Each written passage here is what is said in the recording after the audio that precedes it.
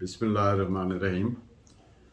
आज हम आज का लेक्चर कन्फाइन रखेंगे from section 29 CrPC up to 31 CrPC, और ये एक तसलसल है पिछले लेक्चर से, इन द सेंस जो पिछले लेक्चर में मेनली हमने बात की जो सेक्शन 28 पे कि कौन सी कोर्ट कितनी सज़ा दे सकती है, उसकी कंटिन्यूटी में ये रिलेटेड सेक्शंस हैं।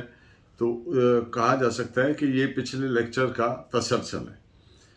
तो जो रिमेनिंग इवेंचुअलिटीज हैं those are prescribed and discussed provided by sections 29 up to 31। तो first of all we will start from section 29। इसमें जो बुनियादी बात की गई है सेक्शन 29 में वो ये है कि तमाम ताज़ीरात पाकिस्तान यानी पीपीसी के तहत जितने भी ऑफेंसेस प्रोवाइडेड हैं उनका ट्रायल सीआरपीसी के तहत होगा, क्रिमिनल प्रोसीजर कोड के तहत होगा, एक्सेप्ट एनी ऑफेंस और mode provided by any special law otherwise. अगर किसी का स्पेसिफिकली किसी ऑफेंस का किसी स्पेशल लॉ में कोई अदरवाइज प्रोवाइड कर दिया जाए तो वो एक अलग बात है, फिर उसके तहत होगा, अदरवाइज सीआरपीसी के तहत होगा। और सीआरपीसी में कैसे, जैसे सेकंड शेड्यूल के कॉलम 8 में प्रोवाइडेड है।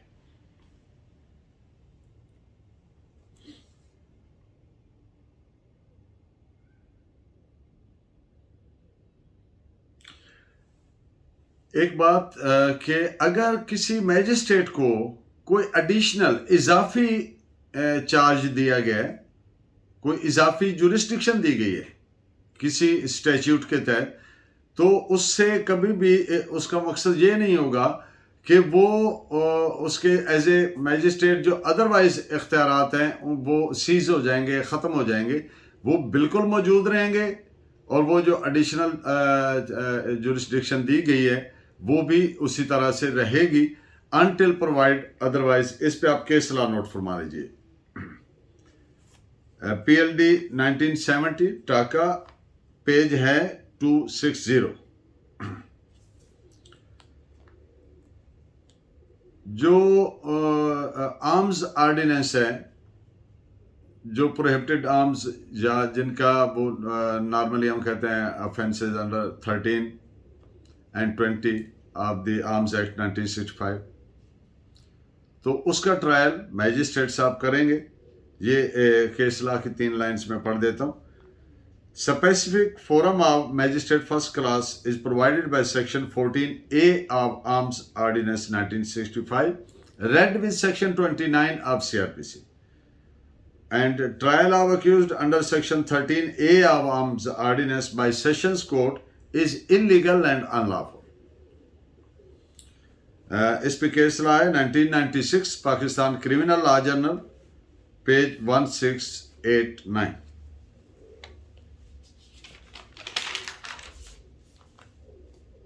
जो स्पेशल स्टैट्यूट हैं उनके फाइनल ऑर्डर या इंटरिम ऑर्डर, फॉर इंस्टेंस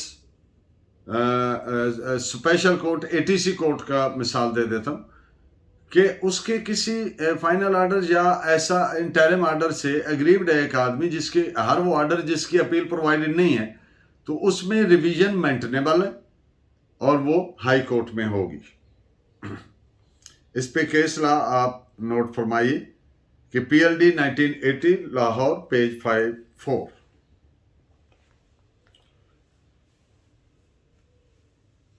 इस्तिगासा, भले वो ट्रायबल बाई हाई कोर्ट हो ऑफेंस या सेशन कोर्ट हो या मैजिस्ट्रेट साहब के अलावा कोई भी कोर्ट प्रोवाइडेड है, वो फाइल मैजिस्ट्रेट साहब के पास होगा। कभी भी डायरेक्ट फाइल कोई इस्तिगासा हाई कोर्ट में या सेशन कोर्ट में नहीं हो सकता, भले उसका ट्रायबल ना हो। तो तरीकाकार ये है कि उसको फिर मैजिस्ट्रेट साहब जब ये देखेंगे, उसको पेरूज करेंगे अपना जुडिशल माइंड अप्लाई करते हुए, तो फिर वो रेफर करते हैं एज प्रोवाइडेड बाय लॉ। इस पे केस लॉ आप नोट कर लीजिए। दो केस लाए, एक में हाई कोर्ट की बात की गई, एक में सेशन कोर्ट की, कि दोनों में नहीं हो सकता दायर सिर्फ मैजिस्ट्रेट के पास हो।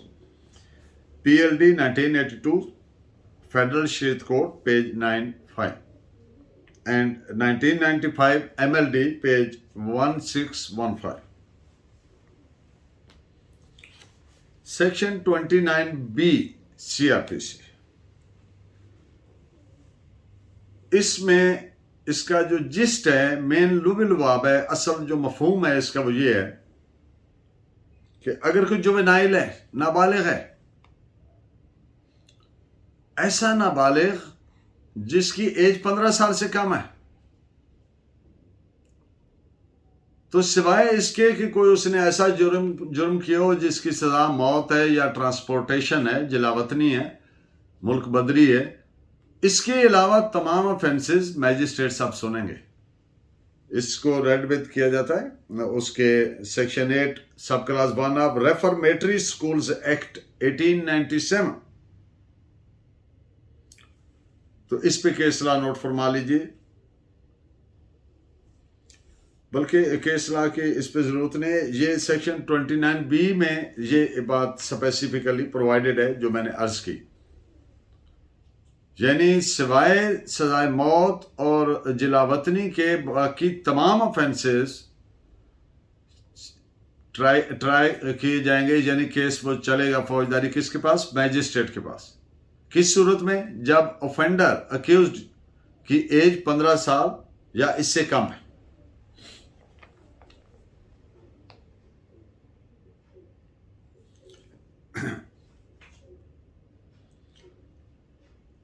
सेक्शन 29B का एक इंटरप्रिटेशन किया कोर्ट ने, सुप्रीम कोर्ट ने, वो जजमेंट में आपको बता दूं। Section 29B however neither creates a forum of exclusive jurisdiction for the trial of juvenile offenders, nor does it take away jurisdiction of a magistrate to try an offence under PPC। PLD 1974 Supreme Court page 46। Previous lecture में भी एक जुमला मैंने बोला था वो कि पंजाब में जैसे आमतौर पर बोला जाता है मैजिस्ट्रेट द फतीह, मैजिस्ट्रेट, तो मकसद इसका क्या होता है कि the magistrate empowered by the powers of section 30। तो सेक्शन 30 का इस तरह स्पेसिफिकली जिक्र क्यों किया जाता है? मैजिस्ट्रेट्स की हायरार्की में सबसे ज्यादा सजा देने का इख्तियार section magistrate empowered under section 30 है, और वो सजा कितनी है? वो 7 साल है। यानी मैजिस्ट्रेट सेक्शन 30 7 साल से सजा ज्यादा नहीं दे सकता।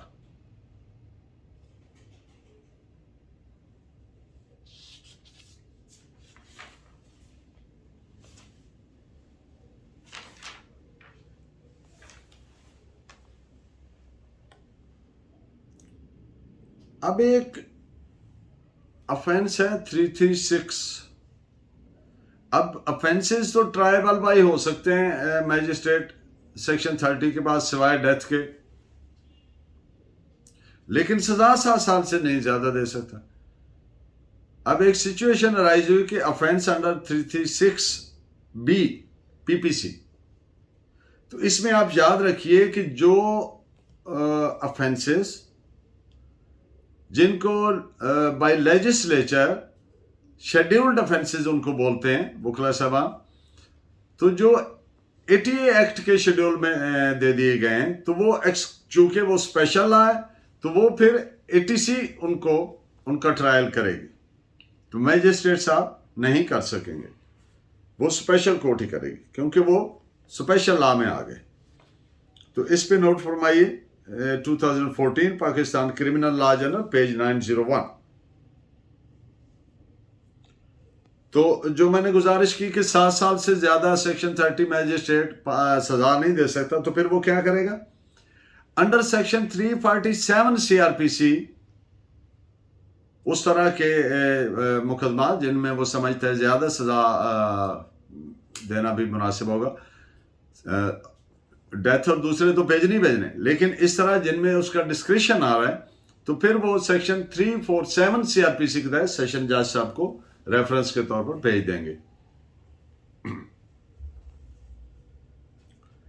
और जो मैजिस्ट्रेट फर्स्ट क्लास है, ये जो मैंने बात की ना कि सेक्शन 347 के तहत भेज देंगे, उस पॉइंट पे आप एक केस भी नोट फरमाइए। 1991 फेडरल शीट कोर्ट पेज 66। अच्छा, मैजिस्ट्रेट फर्स्ट क्लास कितनी सजा दे सकता है? Maximum not more than 3 years, not more than 3 years। इस पे केस नोट फरमाइए। PLD 1985 federal sheet court page है 420। और दूसरा भी नोट फरमा लें, 1990 Pakistan criminal law journal page 1685। Magistrate साहब, अगर किसी आदमी को रॉन्गफुली कन्फाइन किया गया है तो सेक्शन 100 में वो मैजिस्ट्रेट साहब उसका वारंट जारी होता है, और वो जो रॉन्गफुली कन्फाइंड पर्सन होते हैं दोज कैन बी रिकवर्ड। अब एक बंदा रिकवर हो गया और उसको जो उसकी जो कन्फाइनमेंट थी वो रॉन्गफुल इसलिए है कि विदाउट एनी जस्टिफाइबल रीजन थी। तो जस्टिफाई कौन करता है? लॉ करता है। क्या कानून ने इजाजत दी थी पुलिस वाले को उसको इस तरीके से रखता थाने पे? तो जब वो कानून के मुताबिक नहीं थी तो that will be termed as wrongful confinement. तो बाकी तो उसका जो भी कॉन्सिक्वेंसेज हो सकते हैं होंगे पुलिस वाले के खिलाफ, अंडर सेक्शन 156 पुलिस ऑर्डर 2002 भी उसके खिलाफ हो सकता है। और दूसरा, वो आदमी उसके खिलाफ डैमेजेस भी सूट कर सकता है। लेकिन यहां पर जो मैं बात करना चाह रहा हूं वो ये है कि क्या वो मैजिस्ट्रेट साहब उसको जुर्माना कर सकते हैं as a compensation? The answer is yes, he is authorised, he is empowered by law. तो इस पे केस लॉ नोट फरमाइए। 1977 Pakistan criminal law journal page है 1018।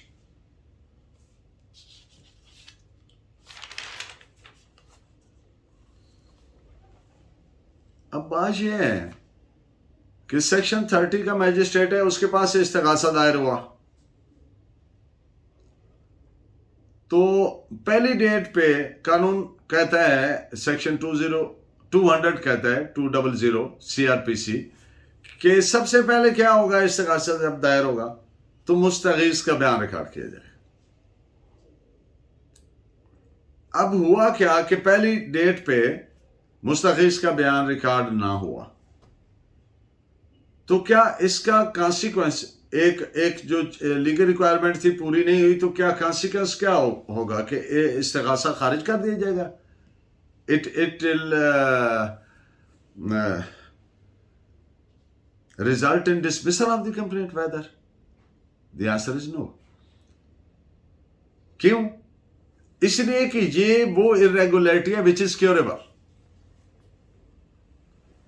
There are certain violations which are termed as irregularity. Certain irregularities are curable and some which are deemed mandatory are not curable. तो जब non curable irregularity में आता है तो फिर proceeding vitiate होती है, यानी खारिज हो जाती, खत्म हो जाती। इस पॉइंट पे आप केस लॉ नोट फरमाइए। 2012 supreme court monthly review page 193। अब सेक्शन है 31 CRPC, sentences which high courts and session judges can pass। तो इसकी सारी लैंग्वेज पढ़े बगैर उसका लुबेलुबाब अर्ज कर देता हूं कि high court can pass any sentence, कोई भी सजा दे सकता है, ऑथराइज्ड बाय लॉ, जो कानून ने उसको इजाजत दी है, इख्तियार थी। और सेशन जज और एडिशनल सेशन जजेस can also pass any sentence including the death authorized by law but subject to confirmation by the court।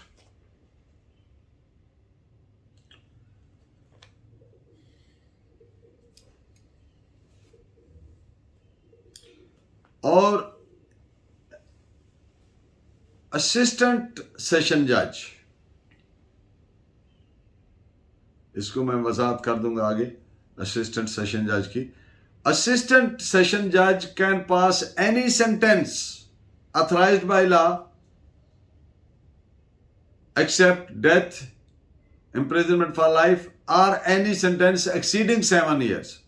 तो सादा बात यह है कि जो असिस्टेंट सेशन जज है वो 7 साल से ज्यादा सजा नहीं दे सकता।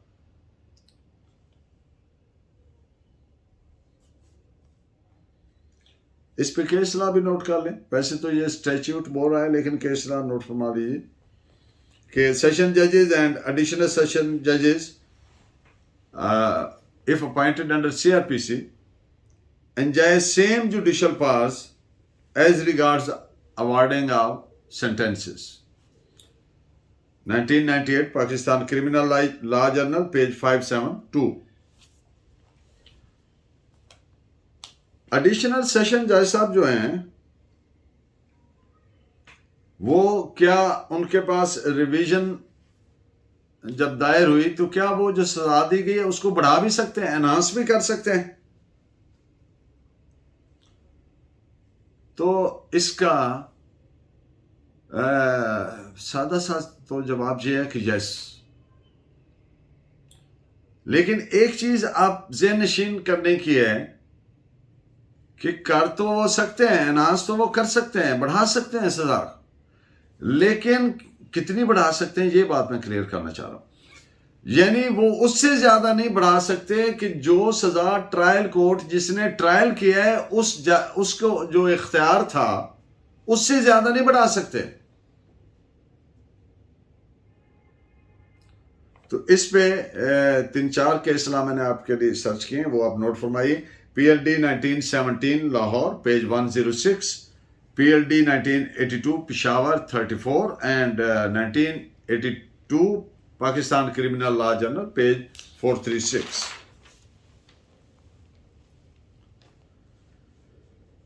High court may confirm the sentence or pass any other sentence।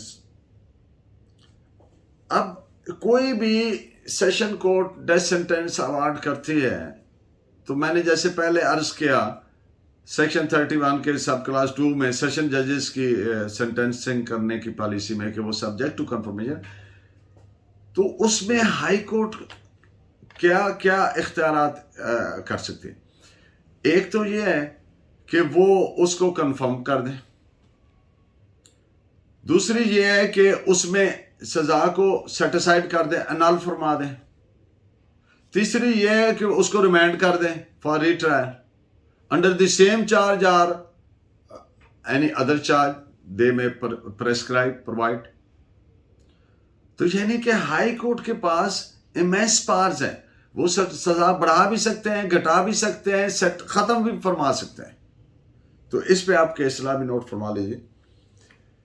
High Court may confirm the sentence or pass any other sentence warranted by law, or in the alternative it may annul the conviction of any other offense or order de novo trial, या नए सिरे से इसको trial करें। de novo trial, DENOVO, de novo trial, नए सिरे से on the same or amended charges, and finally can also acquit, may also acquit the accused person। It is reported as PLD 1963 Supreme Court page 226। और इस पे थोड़ा confusion रहता है, वो मैं आपको क्लियर कर दूं। डेंजरस ड्रग्स एक्ट 1930 है, केस अंडर सेक्शन 10 सब क्लास 2A कि इसका ट्रायल कौन करेगा, तो shall be tried bye magistrate under section 31 CRPC and not by additional session judge। Please, it is reported as 2001 Pakistan Criminal Law Journal page 713। Hope this one lecture shall remain inshallah beneficial for you। See you in the next lecture। Allah Negeban। Thank you very much।